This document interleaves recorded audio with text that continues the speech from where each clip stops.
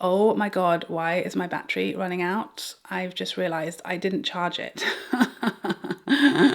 Hi guys, welcome back to my channel. I hope you're having a great day so far, and welcome to today's video where I'm going to be sharing products that stand out to me even in my huge collection. Obviously I have a very large collection being a content creator.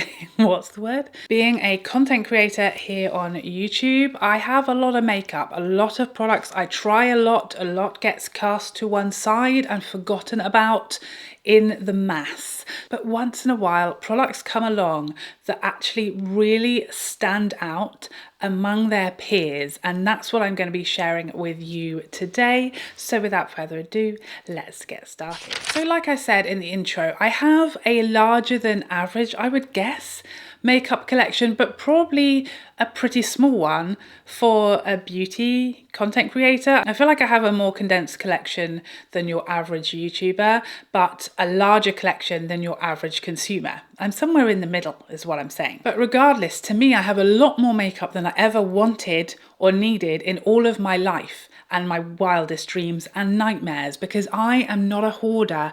By my nature, I'm a minimalist, and YouTube content creation has forced me to stop that and to have a much larger amount of makeup than I'm ever really comfortable or happy with. I wish I had a lot less, but there's a certain amount that you kind of need to do this.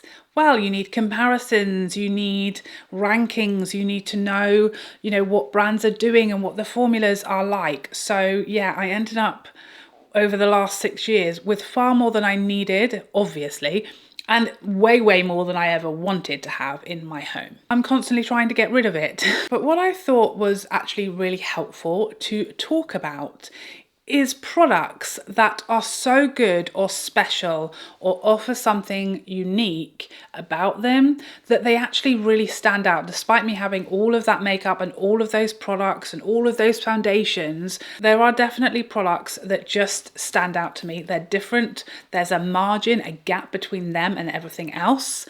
And that's what I'm going to share with you today. I have 10 products. Stop blathering on and get on with it. First up, I'm going to talk about the foundation that has been in my life for years, which in and of itself is incredibly impressive in this day and age. I have drawers full of foundations. I'm trying new foundations all of the time. So for a foundation to not only stay in my top drawer and in my life and being used for years says a lot about it. But not only has this foundation been in my life for years, it's been my holy grail for years.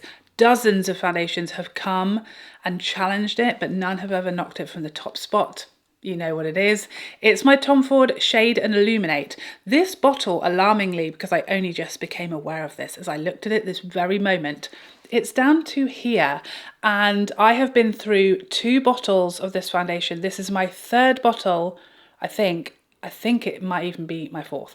It's at least the 3rd bottle that I have gone through of foundation, which tells you everything you need to know about how I feel about it. I have 6, 7, 8 foundations probably that I love and that there is nothing wrong with, and I have 2 shades of everything. So going through an entire bottle of foundation for me is really hard to do, actually, okay? Because I have so many in rotation, and this one has done it 3 times now. Okay, it's phenomenal. Every time I try a new foundation that I really love, I'll wear that foundation when it's new and I'm testing it out and reviewing it. I'll wear solely that foundation and concentrate on that one for, a good week or so. That will be the only foundation I use. It happened with the Haus Labs, with the Hourglass, with the new NARS foundation. Lots of new foundations that came out long after this one. I started using them and thinking, oh my God, is it challenging my Shade and Illuminate? Do I have a new holy grail? And then I'll go back and use this one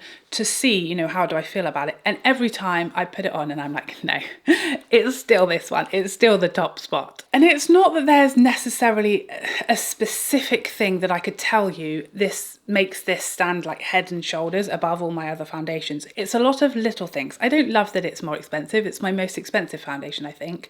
I don't love that, but it's worth it to me. I'll suck up the price point. I'll always look for a cheeky discount, but I will suck it up because it's worth it. One, the bottle. It's the most luxurious, beautiful like elegant, joyous, glorious bottle in my entire foundation collection. It's the shades that are just perfect undertone wise, summer and winter. It's the texture, the consistency. I love the fragrance. I love the coverage. It's just the perfect amount of natural coverage that still looks like skin, and you can still see skin and it looks natural, but it completely evens out redness, discoloration, uneven skin tone without masking anything. It's just evening everything out beautifully. And the finish is it's the sweetest of sweet spots, okay? It's not too glowy, it's not too dewy, but it's certainly nowhere near matte. It's the most glorious glow from within, like you drink all of your water and do all of your skincare and you had a facial just yesterday and you're happy and living your most glorious life and eating all of your greens times a million. That's what this makes your skin look like. And not only that, it starts off with the perfect finish, and that finish stays like that the entire day and it wears very well. I would change nothing about it. Except maybe the amount of SPF in here, but it's never really caused me an issue other than there's certain occasions I wouldn't wear this in case of bounce back. That's the only way this could ever be topped, is if you make exactly this and take the SPF out, but perhaps that would change something. So maybe not, I don't know. But this stands out head and shoulders for me. It always has since I first met her. And I think it always will. Head and shoulders above, totally worth the price point to me, as long as I can get 20% off. And it's one of the categories where I have a clear winner. You know, I don't have a clear winner in every category. People are often saying, if you had to pick one, what's your number one favorite? And there isn't always, I hate to tell you this, I hate to break it to you, there isn't always a clear number one.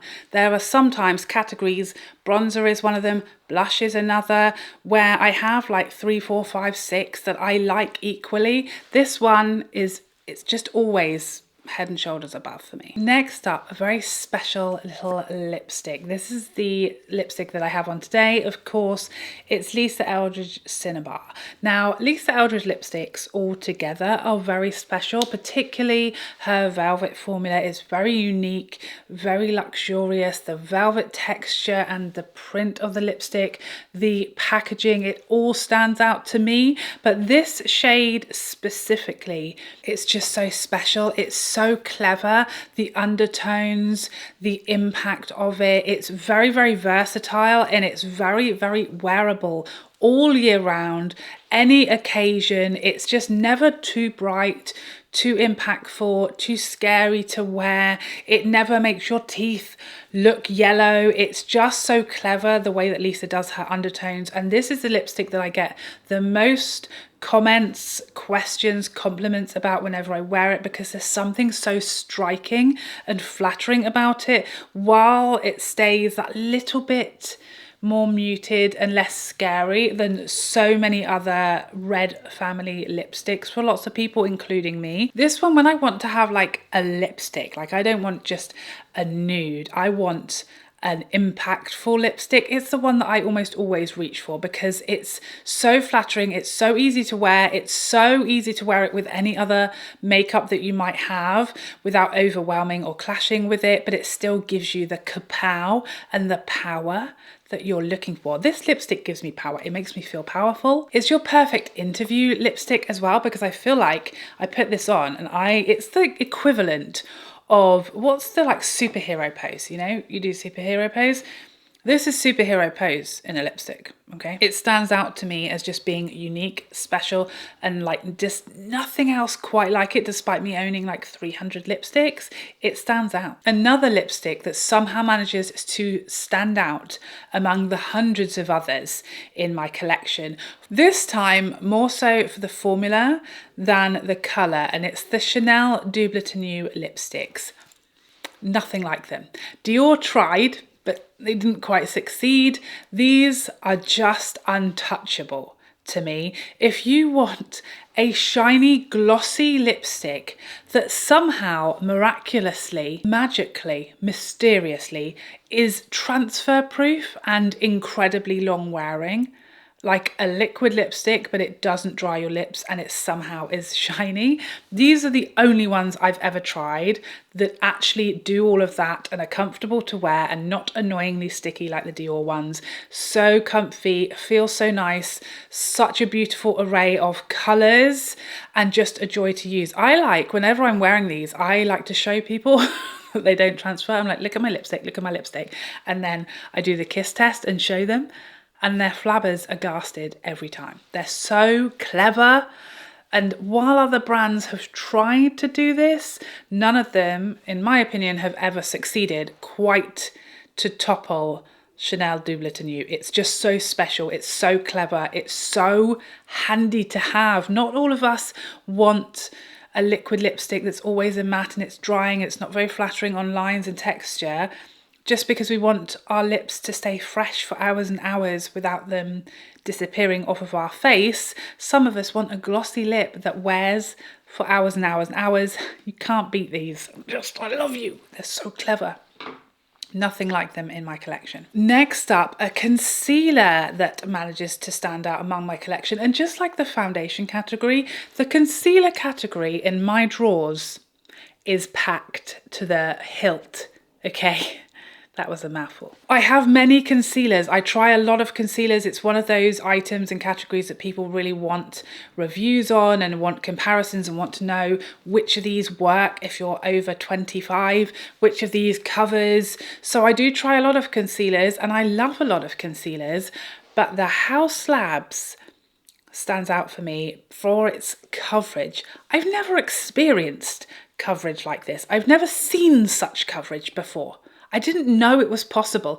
And the number of concealers who have the audacity to call themselves full coverage when this exists, no, this is full coverage, okay? This is full coverage. Like, it's covered my secrets, my insecurities, my flaws, my problems, all of them magically blurred away with this concealer. And while others do look equally beautiful and wear beautifully and don't emphasize textural lines and don't crease as well, some even better than this one, I've never seen or used a concealer that has the cover capacity and kapow and power of this concealer with like a tiny amount without it actually still feeling like you've troweled on clay under your eyes. It's head and shoulders when it comes to coverage above any concealer I've ever tried. It's truly amazing. And it stands out for that reason. Next up, a mascara. And it's my Charlotte Tilbury Push Up. Is that what it's called? Yes, Pillow Talk Push Up Lashes Mascara. I have loved her a very long time. A very long time again for a mascara, given how many flipping mascaras I try, because I love mascaras and they're easier to go through. You know, it's not like a foundation that's realistically going to take you a year to use up a whole bottle. Most mascaras are kind of done 2 or 3 weeks in, aren't they? This one, I must have been through 5 of these, and it is the best aging mascara I've ever experienced. And by that, I don't mean it ages me. I mean it lasts incredibly well, and it doesn't take weeks to get going either. It's like the first use is as good as the last use, which is like when it runs out. It never dries up, it never dries out, it never stops giving me what I want it to give, the kapow lashes of dreams. Like, I only throw these away or finish with them when like I'm not getting any product out, essentially. It's incredible. I've never experienced a mascara that manages to do that. But that aside, it has a very unique little wand. You know, it has that flat, teethy wand. I think I've done a terrible explanation of that, but I'll put a picture to help. It's just incredible. The flat side almost gives you like a lash lift, like you can push your lashes up.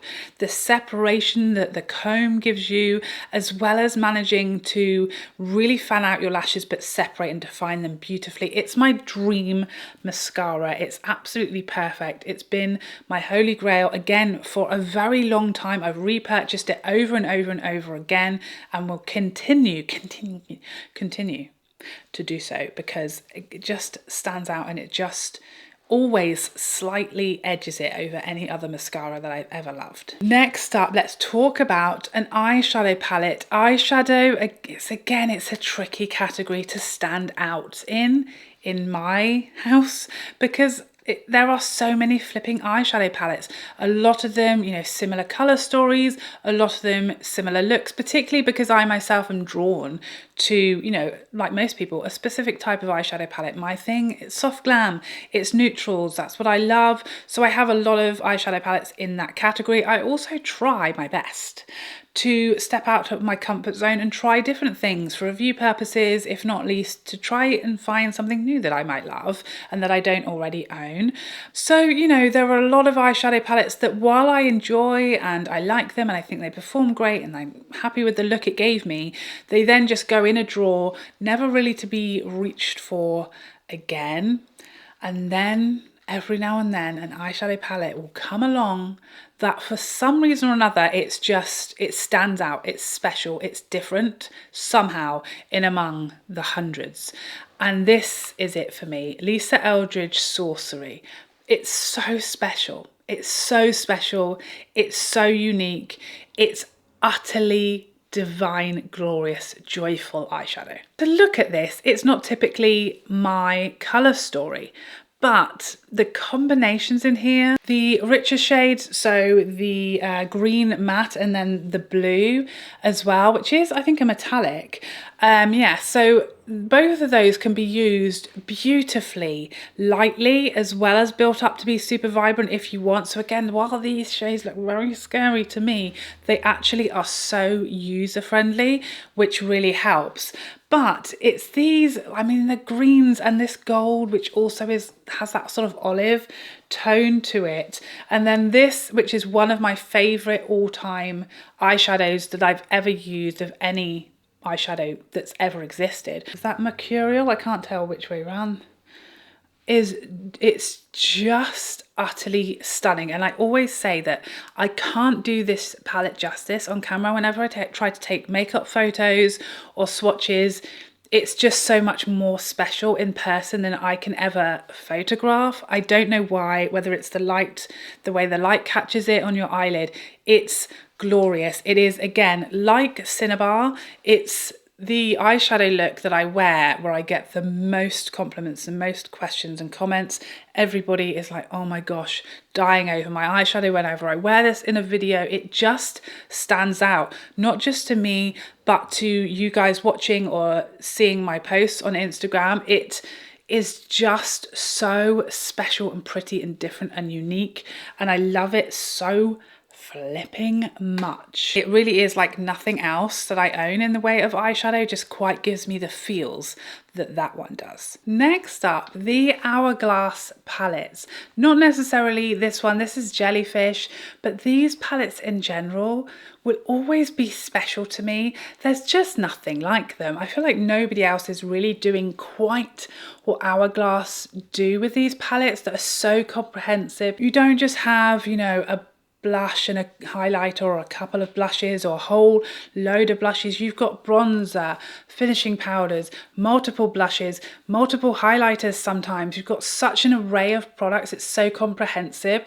that you can do your entire face and your entire eyes with this. And I feel like that specifically is quite unusual. And not only that, but the packaging is always something a bit unique and special and different and fun. And the layout and everything is very aesthetic pleasing, and the powders themselves are also quite special and ultra beautiful. They're all always very reliable. The formulas of these powders, you can always count on them to be glowy and glorious and work together so beautifully. So I feel like while other brands do face palettes with, you know, blushes and highlighters, I feel like these are really the most comprehensive as far as they can do your entire face of makeup just with one of these palettes. And I just really love them. They always stand out. I always want to reach for them, even some that I've had for years and years and really should be, you know, retired by now, but I just love them and they will always stand out for me and be special. Next up, a blush formula that stands out in my collection, and it's the RMS blushes, not just because they look so pretty and divine, but it's the finish of these, okay? I am somewhat of a glowy blush connoisseur. I live for glowy, blushy cheeks. I just love a luminous, glowy blush, but a lot of them are, you know, subtly glowy. Some of them enhance texture. Some of them are a bit too shimmery and too highlighty for my liking. These RMS blushes stand out so much to me because they are the glowy blush of dreams. By the way, this is my favorite shade. This is Crystal Slipper, which especially stands out to me as being like the perfect neutral, natural blush.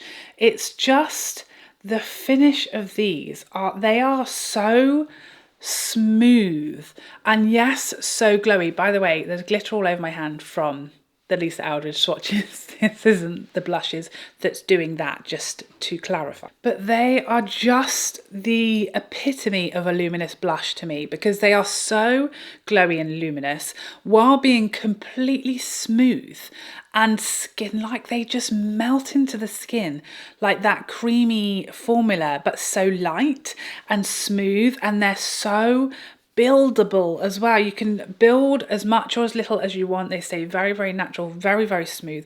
And they're like peak luminosity, no shimmer, no glitter, just glow. It's so hard to find the perfect formula or the perfect finish like that. Typically, you know, there's some shimmer or glitter particles in there, or it's something that is adding to your texture. These so smooth, so buildable, no powderiness as well. That's another thing that we can see with a lot of these similar formulas. This one stands out to me for just being the absolute perfection when it comes to the finish, the texture, the glow, all of it. Top of the class. This shade in particular, oh my goodness, is it not utterly delightful? Crystal Slipper, my favourite. She's delightful. Next up, another lipstick formula that massively stands out to me. It's the Dior Bullet Transfer Proof Mattes. These are so clever and so good. These are another lipstick that I like to show off what they can do. Particularly this shade, 547, is especially clever. These are bullet lipsticks, nowhere near as drying as most liquid dry down lipsticks are, but they are a bullet matte. So they aren't, you know, glossy, they aren't like a cream finish, they are a bullet matte that once you let it dry down are completely transfer proof and amazing, and they wear so incredibly well, and I absolutely love them. Far prefer them over most liquid matte lipsticks. What a little tongue twister. This shade in particular, 547, is even more clever than the rest of its little buddies because this has like a metallic finish. So not only is it like a dry down transfer proof lipstick, but it's almost like a happy medium between the rest of this formula and the Chanel Double Tenue because it's not glossy, it's almost metallic, but it kind of looks glossy on the lips, is it has that glorious sheen that's so pretty, but completely dries down and sets and is completely transfer proof. It's amazing. Again, having options for a lipstick you can wear that will last through like a wedding, a 3-course dinner and champagne and coffee, and even an after 8 mint if there's one going. It's hard to find, you know, and that's what we want. We want options that aren't life suckers, that won't suck your life work and dreams out of your mouth whenever you apply them. Really special, really unique, really clever formula all around, but this shade in particular is even more glorious than the others. And finally, a highlighter. Highlighters, more than, I don't know, maybe any other category, are tricky to stand out because, as I've said before in my You Don't Need That videos, once it's on the cheek, 99% of them are going to look pretty much the same. There are differences in colour, there are differences in the amount of shine and glow, but we've all had so many highlighters at this point. You've probably got 10 that look identical once you've applied them. I know I do because I buy more than most. But there is one in my collection that just really stands out to me, and it's for many reasons, but it's Chanel's Reve De Camelia. Now, I must just say that at the moment while I'm filming this, I'm not in possession of the new Symbols highlighter with the same camellia pattern. This is the original one that has been discontinued. I'm so sorry about it. I haven't got the new one yet, hasn't arrived yet, but I don't know when this video will go up. So it might seem confusing which one I'm talking about. So I'm just letting you know, I don't have the new one yet as I'm filming this. I probably do now in real time. This is just making it worse. But this is the original, not the oversized one that was released first and then discontinued in one shade. Hopefully that makes sense in any way, shape or form. The special thing about this one that really stands out to me is one, the embossing of the flower, quite different to any other highlighter that I own that has this sort of shape to it. You know, embossing is quite common, but this sort of 3D structure, less so. But what's really different and unique for me specifically when it comes to this highlighter is it's one of very few that I can wear and use in summer and winter, because in summer most of my highlighters will leave a sort of greyish cast on my skin because they're too light for me, and then a lot of the deeper skin tone highlighters are too deep for me or they run too gold. This highlighter is unique because it has less base. That's when it came out, the thing that was so special about it that everybody loved so much is it really doesn't have much base colour, so you don't have to worry about applying it on top of something and it going grey or looking muddy. You don't have to worry so much about the shade being perfect, otherwise it leaves a cast or it leaves a colour on your cheek that looks strange when you turn.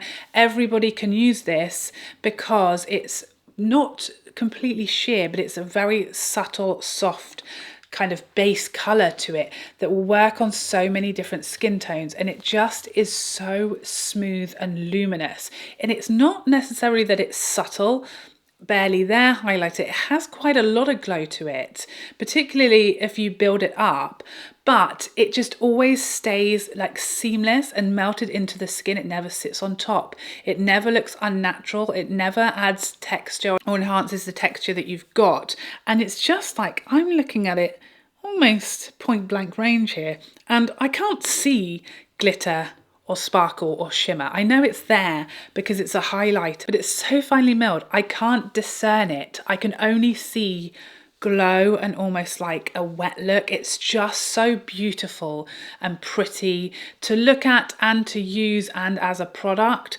But for me, the thing that really stands out is I know I can use this year round and not worry about it sitting on top of my skin, going grey or standing out and being too deep. It just melts into my skin tone all year round, and that is really tricky for me to find and rare. So that's why this one stands out. So there you have it. Those are my top 10 makeup products in my Ginagarous collection that still manage to stand out and be memorable and get a lot of use despite them being one of 455,000. Please let me know the tea. What stands out in your collection? Do you have an even larger collection than I do, but you have items that still manage to poke their little noses above the rest? Please let me know in the comment section down below. But I hope you enjoyed this video and I would love to see you in the next one. Otherwise, take care for now. Bye.